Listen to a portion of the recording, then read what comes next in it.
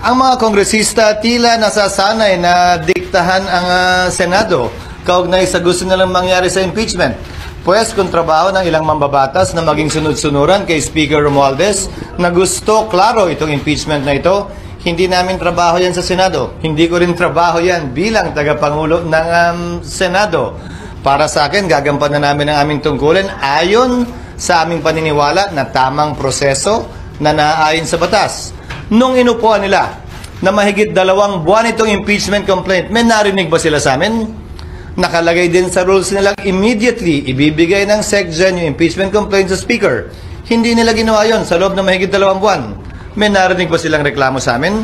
Ginalang namin ang kanilang pasya, proseso at pagdidesisyon. Yan sana ang inaasahan ko rin sa kanila. Subalit maging ganun pa man, hindi ko pwede silang gawin, piliting gawin o hindi gawin ang partikular na bagay. Gayon din sila. Kung nais nila maging sunod-sunuran sa gusto ng kanilang speaker, pues hindi po namin trabaho yan.